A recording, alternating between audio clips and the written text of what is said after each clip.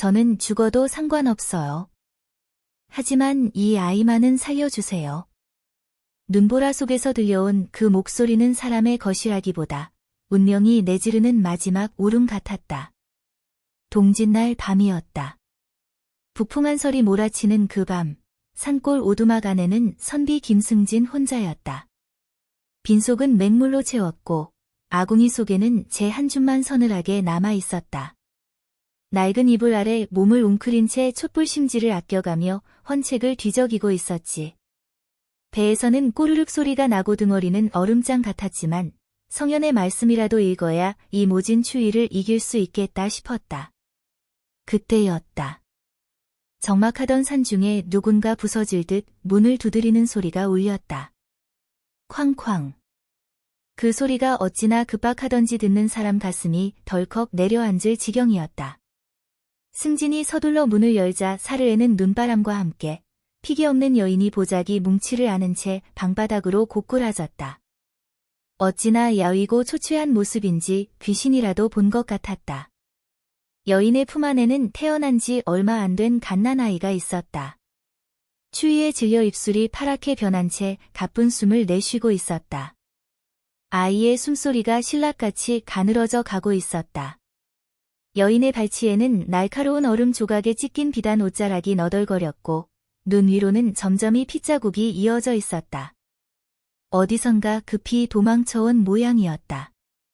승진은 급히 아궁이를 살폈다. 땔감은 이미 바닥난 상태였다. 마당 구석에는 눈에 젖어 얼어붙은 잔가지 몇 개뿐, 불을 지필 만한 것이라고는 아무것도 없었다.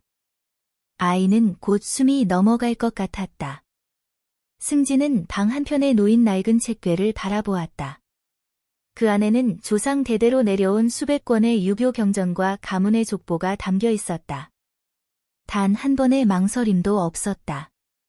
승진은 도끼를 들어 올렸다. 조상님들이 불효자를 용서하십시오. 책은 나중에 다시 베끼면 되지만 사람 목숨은 한 번 가면 끝이 아닙니까?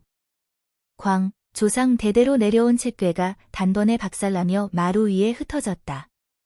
성현의 말씀이 적힌 귀한 책들이 바닥에 뒹굴었다.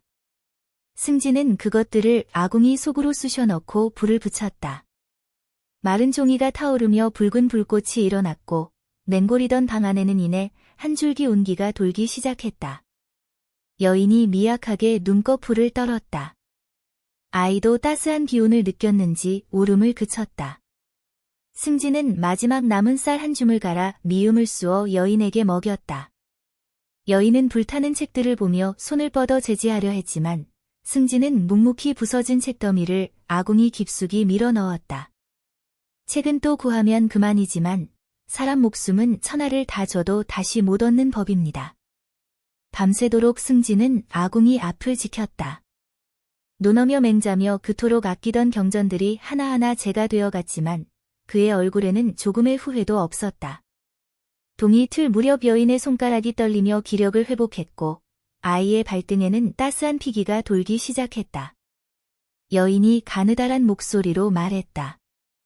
은인이시여, 제 목숨도 모자라 아이까지 살려주셨으니 이 은혜를 어찌 다 갚아야 할지. 은인이님, 이 아이의 이름을 설리라 불러주십시오. 모진 눈보라 속에서 선비님 덕분에 새 목숨을 얻었으니 눈설 자엘이 자를 써서 설리라 하고 싶습니다. 승진은 텅 빈 책궤 자리를 바라보며 옅게 미소 지었다. 설아, 내 이름이 설리구나. 이제 따뜻한 곳에서 잘 자거라. 설리는 작은 손으로 승진의 손가락을 꼭 쥐었다. 그 모습이 어찌나 애틋하던지 승진의 가슴이 뭉클해졌다. 그런데 부인, 실례지만 대체 어디서 오셨기에 이 깊은 산중에 홀로 아이를 데리고 여기까지 오셨소? 행색을 보니 보통 집안부는 아니신 듯한데. 여인은 고개를 떨구었다. 입이 10개라도 말씀드리기 어려운 사연이 있사옵니다. 그저 쫓기듯 도망치다 갈 곳이 없어 여기까지 발길이 닿았을 뿐입니다. 승진은 더 이상 묻지 않았다. 사연 있는 사람의 마음을 헤아리는 것이 선비의 도리라고 생각했거든. 갈 데가 마땅치 않으시다면 형편이 풀릴 때까지 여기 계시는 건 어떻겠소? 비록 가난한 집이지만 비바람은 피할 수 있고 서로 의지하며 살면 외롭지는 않을 거요. 한시 여인은 감사의 마음을 담아 깊이 절했다. 갈 곳 없는 저희 모자를 이리 거두어 주시니 그 큰 은혜는 죽어서도 잊지 않겠습니다. 그렇게 승진의 오두막에는 갑작스럽게 가족이 생겼다. 설리는 날이 갈수록 총명함을 보였고 한시 여인은 집안일을 도맡아 하며 승진을 정성껏 뒷바라지했다. 승진은 매일 아침 설리에게 글을 가르쳤다. 천자문 한 번 들은 것은 절대 잊지 않았고 글자를 배운 지 채 한 달도 안 되어 혼자서도 책을 읽을 수 있게 되었다. 어느덧 봄이 왔고 여름이 지나고 가을이 무르익었다.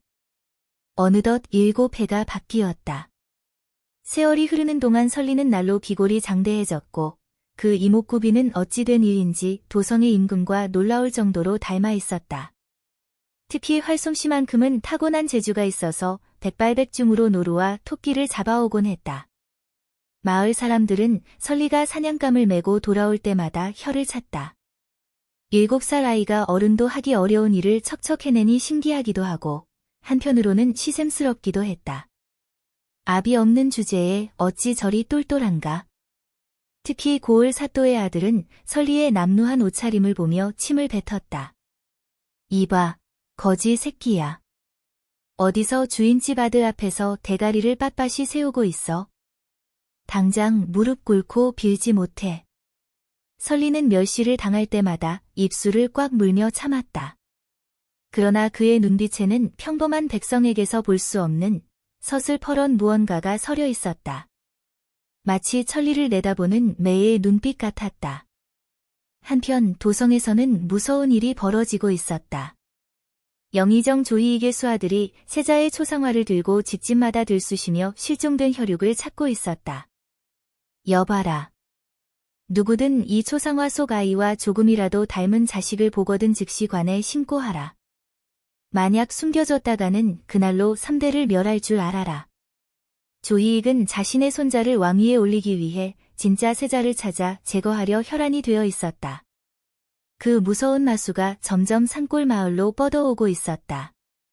사또의 아들은 설리의 비범한 외모를 시기하여 마을을 수색하던 관리들에게 설리의 존재를 밀고했다.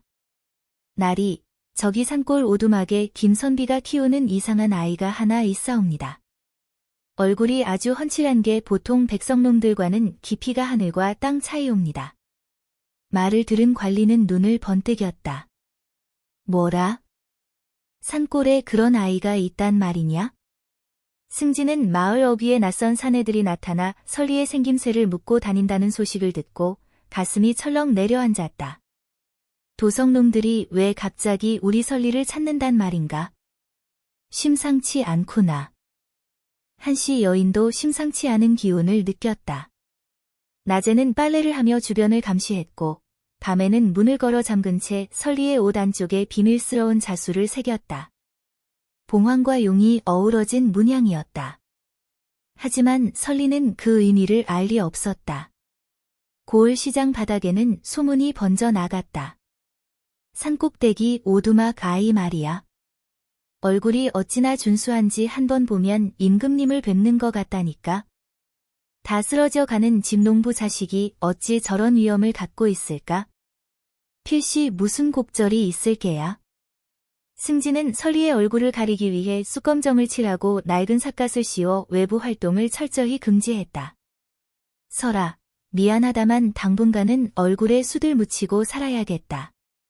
지금 무서운 호랑이보다 더 독한 놈들이 너를 찾고 있단 말이다. 하지만 상황은 점점 나빠져만 갔다. 최 주사라는 탐관오리가 승진에게 빌려준 곡식을 빌미로 설리를 머슴으로 데려가겠다며 매일같이 대문을 발로 걷어차며 소란을 피웠다. 이봐 김선비, 언제까지 배째라 할 셈이야? 돈이 없으면 몸으로 떼어야지. 저 아이라도 내놓아야 하지 않겠나? 승진은 최 주사 앞에 무릎을 꿇고 낡은 도포를 벗어 건네며 설리를 지키기 위해 필사적으로 매달렸다. 주사님, 제발 통촉하여 주십시오. 조금만 더 기다려주시면 무슨 수를 써서라도 갚겠습니다. 에이, 더러워라. 이런 거지 발사계 같은 누더기가 무슨 소용이야. 최 주사가 도포를 발로 짓밟으며 소리쳤다. 내 말을 우습게 알다간 당장관에 쳐넣어 곤장으로 볼기를 다 깨뜨려 버릴 테니 그리 알아라. 그때 설리가 나타나 최 주사 앞에 꼿꼿이 섰다. 그만하십시오. 제가 가면 될 것 아닙니까? 우리 아버님 괴롭히지 말고 저를 데려가시지요. 설아, 안 된다. 어디를 간단 말이냐. 승진이 황급히 설리를 말렸으나 설리의 눈빛은 이미 결연했다. 비록 어린 나이였지만 자신 때문에 아버지가 곤경에 처하는 것을 두고 볼 수 없었다. 최 주사가 설리를 보고는 입을 딱 벌렸다. 히히, 이게 무슨 꼬맹이 놈 눈빛이야.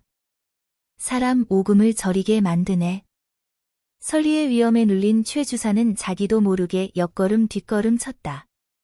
마치 진짜 임금님을 보는 것 같은 기분이 들었다. 아, 아니다. 오늘은 기분이 작쳐서 그냥 간다. 다음에 다시 올 테니 목 닫고 기다려. 최 주사는 그날 허둥지둥 돌아갔다. 무언가 이상한 기운을 느꼈거든. 그러나 오두막 지붕 위에는 까마귀 떼가 몰려와 불길하게 울어댔고 숲속에서는 밤마다 번뜩이는 살수들의 안광이 감지되었다. 조희익의 소나귀가 점점 좁혀오고 있었다.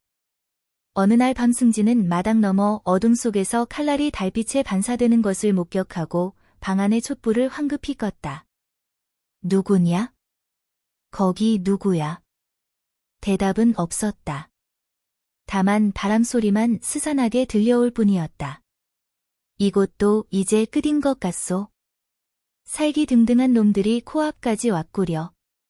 한시 여인은 고개를 가로웠다. 하늘 아래 저들의 눈을 피할 곳이 어디 있겠습니까? 죽으나 사나 부딪히는 수밖에요. 그때 설리가 두 어른을 바라보며 말했다. 아버님, 어머니, 저는 누구길래 저 사람들이 개처럼 쫓아다니는 거지요? 제가 무슨 큰 죄라도 지었나요? 아직 설리에게 진실을 말할 때가 아니었다. 설아, 너는 죄를 지은 게 아니란다. 내가 너무나 귀하고 소중한 아이라서 욕심 많은 나쁜 놈들이 너를 가로채려 하는 것이야. 걱정 마라. 아버지가 죽어도 너만은 살릴 테니까. 바로 그 무렵이었다. 설리는 승진의 보약으로 쓸 산삼을 캐기 위해 아무도 발을 들이지 않는 뒷산 만장봉 절벽으로 홀로 향했다. 마을 사람들조차 범이 나온다며 꺼리는 그 험한 곳이었다. 아이고, 우리 아버님이 요즘 밤새 기침을 하시느라 잠도 못 주무시니 오늘 무슨 일이 있어도 꼭 영물산삼을 구해 가야겠다. 설리는 낫차루와 삼태기를 메고 가파른 산기슭을 올라갔다. 안개가 자욱한 바위 뒤에서 갑자기 지체만한 호랑이가 안광을 내뿜으며 나타나 포효하자 산천의 모든 생명이 숨을 죽였다. 새들은 모두 둥지로 숨어버렸고 벌레 소리조차 끊어졌다. 하지만 설리는 물러서지 않았다. 낫차루를 다잡으며 호랑이의 눈을 정면으로 노려보았다. 그 기세에 밀린 호랑이가 섣불리 덤벼들지 못하고 주춤거렸다. 그때 누더기를 걸친 노스님이 지팡이를 짚고 안개 속에서 나타나 호랑이를 향해 짧은 주문을 외웠다. 옴 마니 반매훔. 호랑이는 노스님의 지팡이 소리에 꼬리를 내리고 숲속으로 사라졌다. 허허. 호랑이가 무서운 게 아니라 사람의 눈빛이 더 무서운 법이지. 그런데 얘야, 내 얼굴을 좀 자세히 보자꾸나. 아니, 이럴 수가. 이 귀한 분이 어찌 이런 곳에. 노스님이 갑자기 흙바닥에 무릎을 꿇고 설리의 발치에 머리를 조아리며 아뢰었다. 드디어 주인을 찾았습니다. 설리가 깜짝 놀라 뒷걸음질 쳤다. 사실 노스님은 임금의 밀명을 받고 7년간 세자를 찾아 전국을 누비던 금위 소속의 무장이었다. 스님 행세를 하고 있었지만 그 품에는 날카로운 비수가 숨겨져 있었다. 노스님은 설리의 소매 끝에 새겨진 자수 문양을 확인하고 품 안에서 임금의 직인이 찍힌 비밀 서신을 꺼내 보였다. 나는 스님이 아니라 임금님의 명을 받고 너를 찾아 헤매던 사람이다. 너는 이 나라의 귀한 몸이란다. 공자님, 시간이 없습니다. 오늘 밤 당장 이곳을 떠나야 합니다. 나쁜 영의정 조희익이 보낸 놈들이 칼을 갈며 이 산골로 들이닥칠 것입니다. 뒤늦게 산으로 달려온 승진에게 노스님이 말했다. 설리의 윗옷을 벗겨 등을 확인해 보시옵소서. 승진이 설리의 옷을 걷어 올리자 그곳에는 삼태성 모양의 붉은 점 3개가 은은한 빛을 내고 있었다. 선비님, 이게 바로 세자 저하의 증표입니다. 하늘이 점지한 왕실의 자손이란 말입니다. 승진은 온몸에서 힘이 쭉 빠졌다. 지난 7년 동안 키워온 아이가 알고 보니 이 나라의 세자였다니. 이제 곧 큰 싸움이 벌어질 것입니다. 내가 군사들을 불러올 테니 저기 고개마루에서 신호가 떨어질 때까지 어떻게든 버티십시오. 오두막으로 돌아온 승진은 벽장 깊숙한 곳에 숨겨두었던 튼튼한 집신 켤레와 괴나리 보찜을 꺼냈다. 한시 여인은 승진의 다급한 모습을 보고 눈치챘다. 선비님, 드디어 그날이 온 모양이군요. 7년이나 숨겨왔는데 결국 저들이 냄새를 맡았나 봅니다. 승진은 설리를 불러앉히고 진실을 말해주었다. 설아, 잘 듣거라. 너는 내 아들이기도 하지만 이 나라 만백성을 보살펴야 할 진짜 주인이란다. 너를 죽이려는 악당들이 오고 있으니 어서 도망쳐야 해. 아버님, 제가 왕이라니요. 저는 그냥 아버님 아들 설리로 살고 싶습니다. 무서워요, 아버님. 설아, 강해져야 한다. 나중에 다 설명해 줄 테니 지금은 아비 손 꼭 잡고 가자. 마당 어귀에서 횃불 무리가 길게 늘어서 산을 오르기 시작했다. 저 멀리서부터 들려오는 발걸음 소리와 갑옷 부딪히는 소리가 점점 가까워지고 있었다. 승진은 설리의 손을 잡고 뒷문으로 빠져나갔다. 한시 여인도 필요한 물건만 챙겨 뒤따랐다. 숲속에서는 부엉이 울음소리를 흉내내는 살수들의 신호가 사방에서 들려왔다. 그러나 그 소리가 어찌나 어색하던지 가짜인 줄 금세 알 수 있었다. 부엉이 소리가 왜 저리 요란해? 저건 진짜 부엉이가 아니라 사람놈들이 서로 신호를 주고받는 거야? 우리를 포위하려나 보군. 숨소리도 내지 말고 이리로 따라오너라. 그런데 앞에서 갑자기 검은 복면을 쓴 자들이 나타났다. 헤헤, 어딜 그리 급히 가시나. 꼬맹이 놈만 내놓으면 곱게 보내줄 텐데 말이야. 날카로운 칼끝이 달빛에 번뜩였다. 조희익이 보낸 살수들이었다. 이놈들 감히 누구 길을 막아서느냐. 설아, 어머니 뒤로 얼른 숨어라. 내가 나차루로 이 놈들을 막아낼 테니. 승진이 낫을 들고 살수들 앞을 막아섰다. 비록 선비였지만 사랑하는 가족을 지키기 위해서는 목숨을 걸 각오가 되어 있었다. 못 내준다. 내 목을 베어갈지언정 이 아이는 털끝 하나 못 건드린다. 이 나쁜 놈들아. 그때 한시 여인이 품속에서 무언가를 꺼내며 외쳤다. 내 이놈들이 이걸 보고도 칼을 거두지 않겠느냐. 이게 무엇인지 똑똑히 보란 말이다. 그것은 바로 반쪽짜리 봉황 옥패였다. 달빛을 받아 신비롭게 빛나는 그 옥패를 본 살수들이 잠시 주춤거렸다. 저건 진짜 세자만 가질 수 있다는 봉황 옥패 아니야? 진짜인가, 가짜인가? 하지만 그들의 주저함도 잠시뿐이었다. 에이, 속지 마라. 요즘 세상에 가짜가 어디 한둘이냐. 일단 저놈들 싹 다 잡아서 가져가면 그만이야. 잡아라. 살수들이 다시 달려들려던 그 순간이었다. 저 멀리서 말발굽 소리가 요란하게 울려 퍼졌다. 두두두. 다 비켜라. 임금님의 친위대가 왔다. 저 나쁜 놈들을 모조리 잡아라. 노스님이 보낸 신호를 받고 달려온 관군들이었다. 붉은 깃발을 휘날리며 달려오는 기마병들의 모습이 마치 천군만마 같았다. 깊은 숲속 동굴로 피신한 뒤 한씨 여인은 품속 깊이 간직했던 붉은 비단 보자기 하나를 승진에게 내놓았다. 보자기를 조심스럽게 풀자 그 안에서는 눈이 부시게 빛나는 반쪽짜리 봉황 문양의 옥패가 나왔다. 단면은 날카로운 칼에 잘린 듯 거칠었고 마치 누군가 억지로 쪼갠 것 같았다. 한씨 여인이 7년 전 그 참혹했던 밤을 회상하며 떨리는 목소리로 말했다. 반정의 밤, 임금께서 세자를 떠나 보내며 옥패를 반으로 쪼개어 말씀하시길 다시 만날 증표로 삼자고 하셨사옵니다. 그날 밤의 참상이 한씨 여인의 눈앞에 다시 떠올랐다. 궁궐 곳곳에서 들려오는 비명소리와 칼 부딪히는 소리. 그리고 피로 물든 복도를 달려나오던 기억이. 자방에서 칼을 든 괴한들이 들이닥치고 불길은 하늘까지 치솟는데 주상 전하께서 눈물을 흘리며 이 옥패를 제 손에 꼭 쥐어주셨습니다. 이 아이만은 꼭 살려다오. 이 반쪽 옥패가 우리 부자를 다시 이어줄 것이다. 하시면서요. 그런데 부인께서는 어찌하여 그때까지 침묵을 지키셨소? 소녀가 그날 이후 아이의 기운이 새어나가지 않도록 스스로 혀 밑을 칼로 그어 벙어리 행세를 하며 침묵을 지켜왔사옵니다. 승진이 경악하며 소리쳤다. 아니 부인, 정녕 그게 사실이요? 제 손으로 혀 밑을 그어 버리다니. 그 모진 아픔을 어찌 견디셨단 말이요? 아이를 지키기 위해 이토록 끔찍한 고통을 참아오셨단 말이요?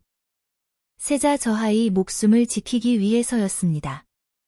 말을 하면 할수록 위험이 커질 것 같아. 한씨 여인의 눈가에 눈물이 맺혔다. 7년 동안 참고 견뎌온 고통이 한순간에 밀려왔다. 그때 동굴 밖에서 외침과 함께 화살 한 발이 동굴 벽에 박혔다. 찾았다. 이곳이다. 승진은 재빨리 판단했다. 부인, 지체할 시간이 없소. 어서 설리를 데리고 저 절벽 아래 강가 나루배로 가시오. 내가 저놈들을 유인할 테니 뒤도 돌아보지 말고 뛰어야 하오. 승진은 관원들 앞에서 미친 사람처럼 소리를 지르며 횃불을 휘둘러 그들의 시선을 돌리는 미끼 역할을 자처했다. 여기다. 여기 숨어 있다. 이놈들아, 나를 잡으려든 발바닥에 땀 나도록 뛰어보란 말이다. 관원들이 승진을 쫓아 숲속으로 흩어지는 사이 설리는 가만히를 뚫고 나와 비밀 통로로 기어나갔다. 어린 나이에도 상황의 심각성을 깨닫고 있었다. 승진은 살수의 칼날에 팔을 베었으나 멈추지 않고 달렸다. 미리 준비해 둔 집단에 불을 질러 산 전체를 소란스럽게 만들었다. 불타오르는 불길이 밤하늘을 붉게 물들였다. 한씨 여인은 강 건너편 기슭에서 나루배를 대기시켰고 설리는 벼랑 끝에서 주저없이 차가운 강물로 몸을 던졌다. 승진 역시 뒤따라 뛰어내려 설리를 한 팔로 감싸 안고 물살을 견디며 강을 건넜다.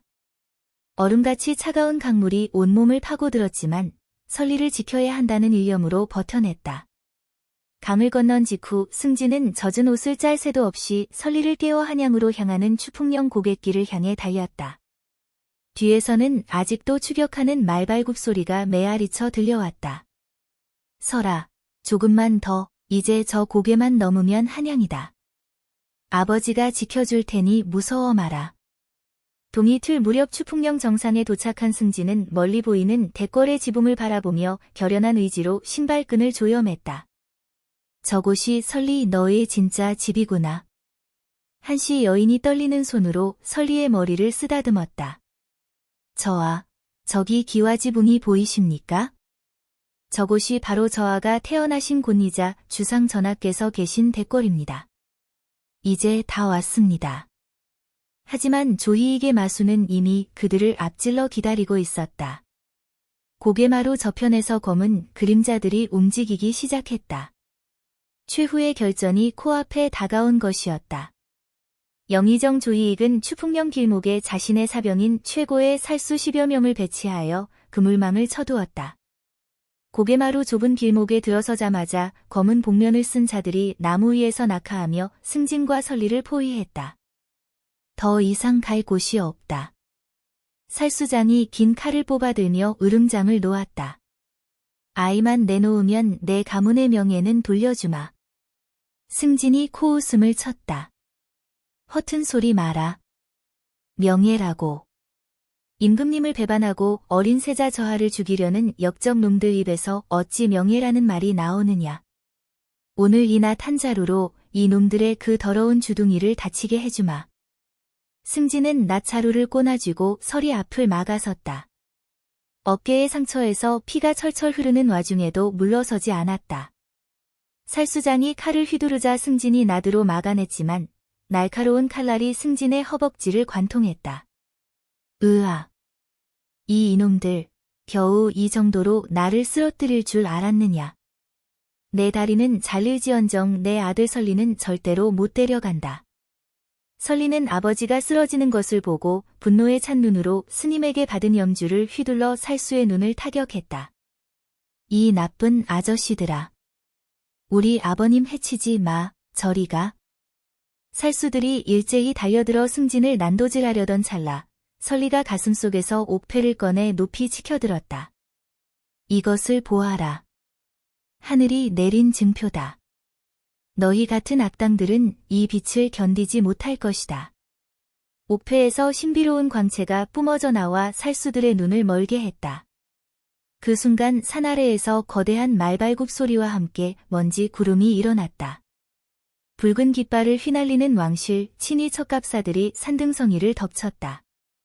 척갑사가 왔다. 어명이니라. 저 역적 놈들을 단 한 놈도 살려두지 마라. 기마병들이 장창을 내두르며 살수들을 짓밟았다. 조총 소리가 요란하게 울려 퍼지며 고개마루의 정적을 깨뜨렸다. 친위 대장이 말에서 뛰어내려 진흙탕 속에 서 있는 설리 앞에 무릎을 꿇고 황금색 용포를 바쳤다. 소신들이 너무 늦었습니다. 부디 옥체를 보존하시옵소서. 이제 안전하옵니다. 병사들은 일제히 창을 거꾸로 세우고 세자저하 만만세를 외치며 고개가 닿도록 땅에 머리를 박았다. 승진은 피투성이가 된 채 설리의 손을 끝까지 놓지 않다가 아이의 안전을 확인한 뒤에야 천천히 바닥으로 쓰러졌다. 설리는 용포를 걸치는 대신 쓰러진 승진의 상처를 제 옷소매를 찢어 묶어주며 울부짖었다. 아버님, 아버님 정신 차리세요. 제가 여기 있어요. 나쁜 놈들 다 도망갔어요. 제발 눈 좀 떠보세요. 승진은 의식이 희미해지는 와중에도 설리의 얼굴을 어루만지며 나지막이 웃었다. 오냐, 우리 설이 이제 살았구나. 이제 대궐로 가서 훌륭한 임금님이 되어야 한다. 다행이다. 참으로 다행이야. 대궐문에 도착하자 임금이 친히 나와 기다리고 있었다. 7년 만에 보는 아들의 모습에 임금의 눈가에는 눈물이 맺혔다. 내 아들아, 정말 내 아들이구나. 임금이 떨리는 손으로 설리의 얼굴을 어루만졌다. 아바님, 아바님 맞으시지요? 제가 너무 늦게 왔습니다. 하지만 아바님, 저를 구해주신 적이 가마 안에 은인부터 꼭 좀 살려주십시오. 제발 부탁입니다. 임금은 설리의 효성에 감동하며 즉시 어의를 불러 승진을 치료하게 했다. 며칠 뒤 승진이 깨어나자 설리는 무릎을 꿇고 절했다. 아버님, 이제 정신이 드세요? 제가 얼마나 걱정했는지 아세요? 다시는 아프지 마세요. 승진은 웃으며 설리의 머리를 쓰다듬었다. 이 늙은이는 괜찮다. 설이 내가 무사해서 다행이구나. 임금이 승진 앞에 나아가 깊이 절했다. 선비님, 참으로 고맙소.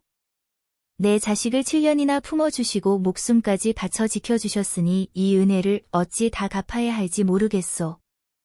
아이고 임금님, 이게 무슨 말씀이십니까? 저는 그저 사람의 도리를 다 했을 뿐입니다.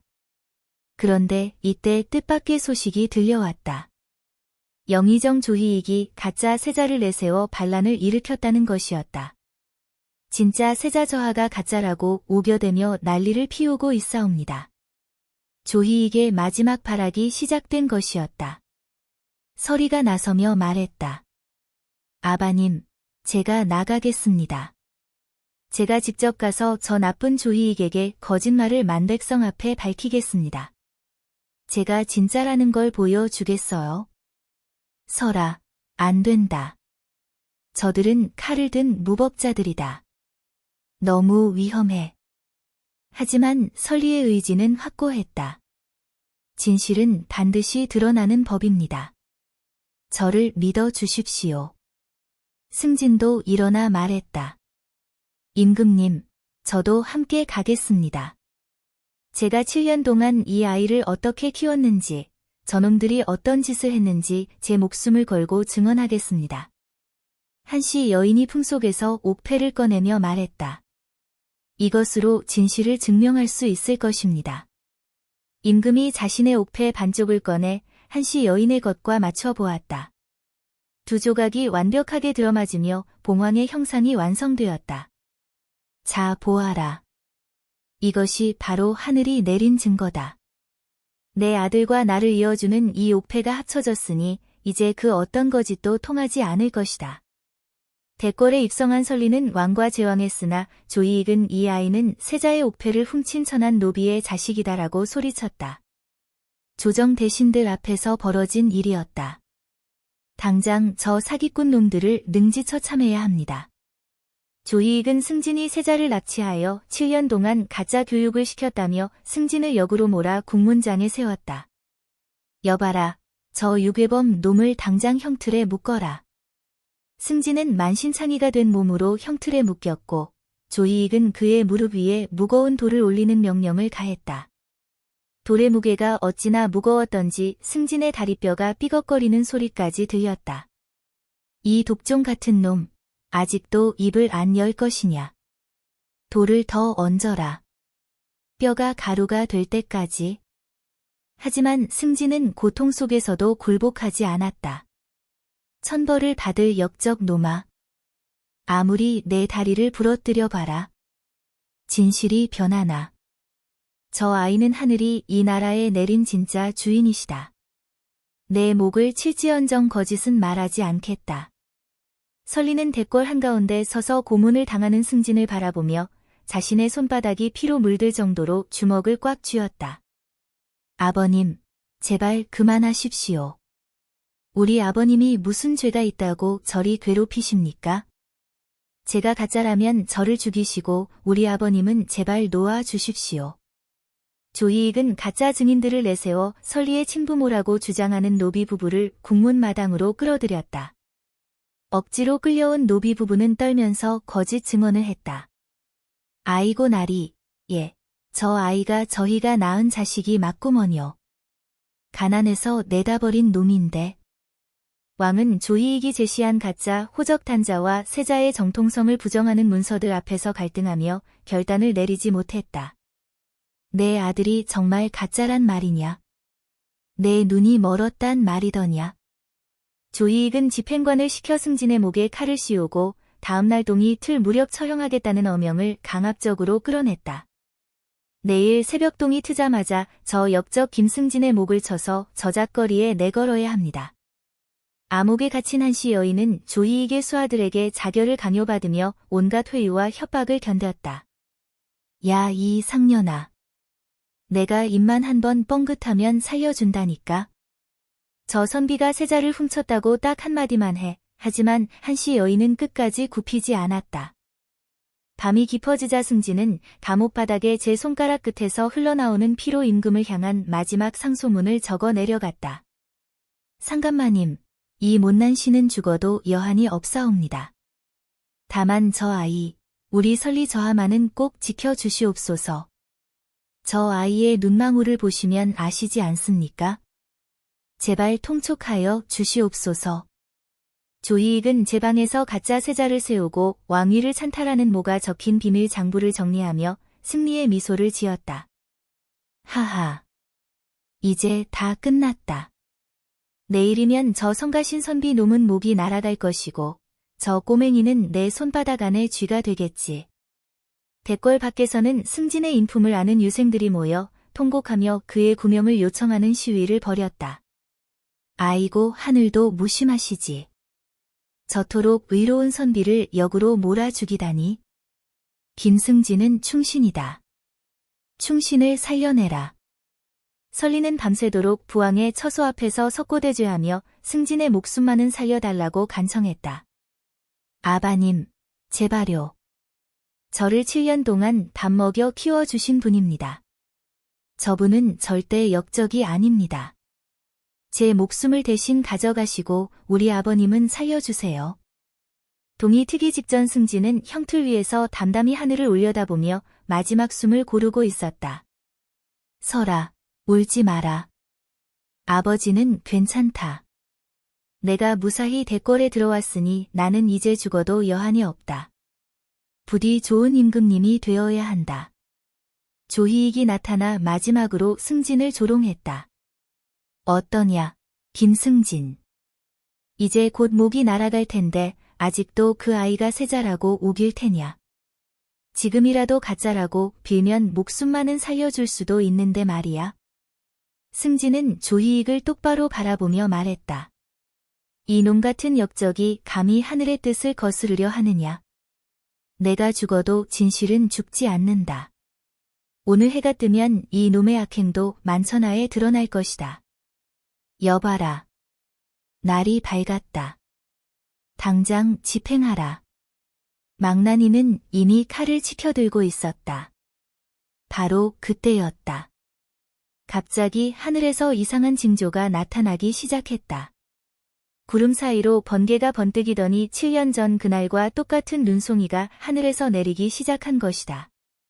아니, 이게 무슨 일이야? 맑은 새벽 하늘에 웬 눈이란 말이냐? 그것도 한 방에 펑펑 쏟아지네. 모든 사람들이 하늘을 올려다보았다. 조희익의 얼굴이 순간 굳어졌다. 불길한 예감이 들기 시작했다. 망나니가 입에 머금었던 술을 가래 뿜으며 승진의 목을 치려던 찰나 설리가 뛰쳐나와 승진의 몸을 가로막았다. 멈춰라. 당장 그 칼을 거두지 못할까? 이분은 죄가 없으시다. 정령 죄를 물으려거든 나를 먼저 베어라. 설리는 조희익을 향해 옥패의 반쪽을 높이 들었다. 내 이놈 조희익아. 이 피가 진짜인지 가짜인지 똑똑히 보거라. 하늘이 알고 땅이 아는 이 증표를 보고도 감히 발병할 것이냐. 옥패에서 눈부신 빛이 뿜어져 나왔다. 그 빛이 어찌나 찬란하던지 보는 이들의 눈이 부실 정도였다. 왕은 자신이 7년 동안 품어왔던 나머지 반쪽 옥패를 꺼냈다. 두 조각이 마주 닿아 완벽한 봉황의 형상이 완성되었다. 이 문양은 틀림없구나. 7년 전 내가 직접 쪼개어 건넸던 그 옥패가 맞구나. 내 아들아, 정령사라 돌아왔단 말이냐. 옥패가 하나로 합쳐지는 순간 대궐 마당에 있던 모든 이들이 무릎을 꿇었다. 하늘이 내린 증표였거든. 동시에 승진은 품속에서 조희익이 7년 전 살수들에게 내렸던 친필 밀지를 극적으로 꺼내 던졌다. 상감마님, 이 종이를 보시옵소서. 조희익이 7년 전 어린 세자 저하를 죽이라고 제 손으로 직접 써서 살수들에게 내린 명령서이옵니다. 이래도 저자가 충신이라 하겠습니까? 그 밀지에는 조희익의 도장과 친필이 선명하게 새겨져 있었다. 조희익이 당황하여 소리쳤다. 에이, 저건 가짜다. 저 선비 놈이 나를 모함하려고 꾸민 것이란 말이다. 그 순간 마른 하늘에서 거대한 벼락이 조희익의 발치를 강타했다.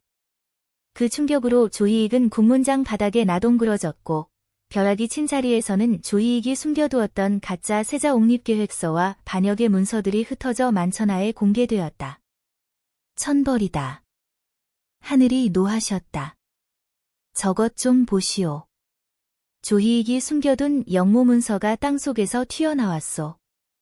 문서들에는 조희익의 간악한 계획이 낱낱이 적혀 있었다. 진짜 세자를 죽이고 자신의 손자를 왕위에 앉히려 했던 무서운 음모였다. 왕은 옥패의 완벽한 결합과 하늘의 징벌을 확인하고는 조희익의 관대를 현장에서 벗기고 아파라 명했다. 여봐라.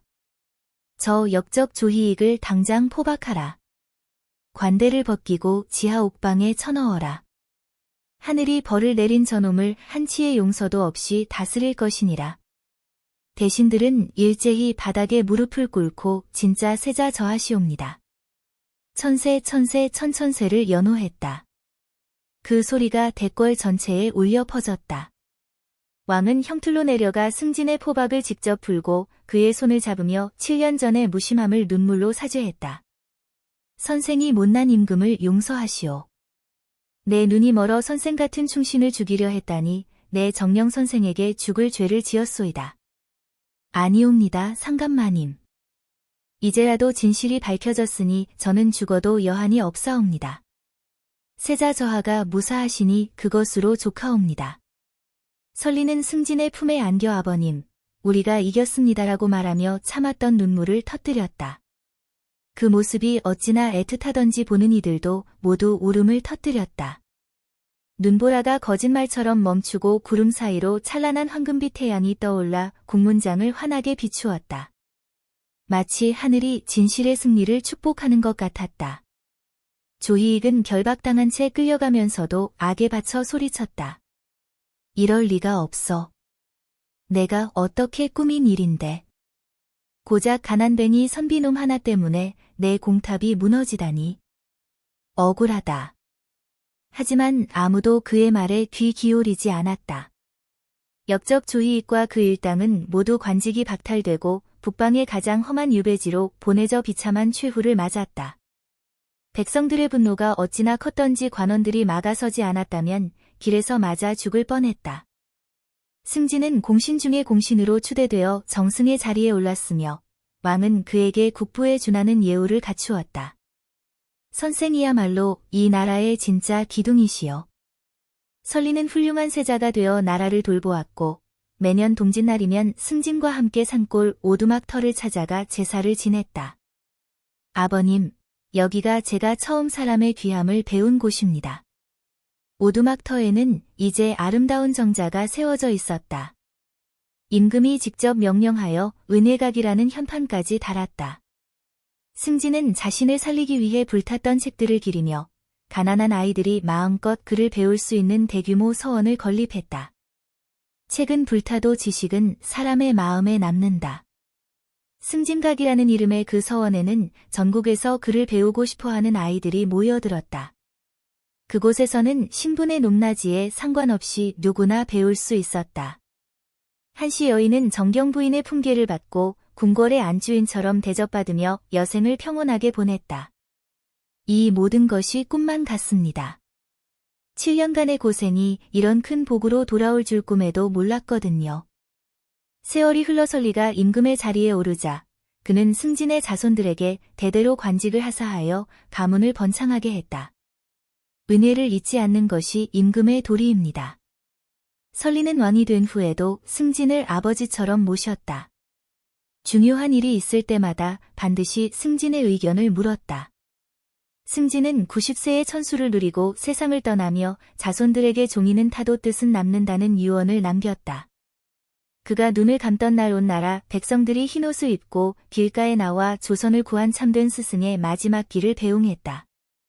설리는 왕의 신부님에도 직접 상여의 끈을 잡으며 자신을 목숨 걸고 키워준 승진을 위해 목 놓아 울었다. 아버님, 아버님. 왕의 울음소리에 온 백성들도 따라 울었다. 승진의 무덤가에는 사시사철 푸른 소나무가 자라났고 한겨울에도 그 주변은 눈이 쌓이지 않고 온기가 돌았다. 지나가는 사람들이 그 광경을 보며 감탄했다. 하늘도 승진 대감의 덕을 기리고 있지 않소? 오늘날까지도 눈 오는 밤이면 그 산골에는 은은한 종이 타는 냄새와 함께 따스한 불빛이 보인다는 전설이 전해진다. 마을 사람들은 그것을 승진 대감의 등불이라고 불렀다. 저 불빛이 보이면 그 해에는 반드시 좋은 일이 생긴다더라. 승진이 태웠던 수많은 경전들은 한 아이의 생명이 되어 조선의 가장 밝은 태양으로 다시 떠올랐다. 그 빛은 온 백성을 따스하게 비추었다. 선한 일을 쌓으면 반드시 복이 온다. 이것이 바로 승진이 몸소 보여준 진리였다. 종이는 다 타서 재가 되었지만 그 선행은 영원히 빛나는 별이 되어 후세 사람들의 마음을 밝혀주었던 것이다.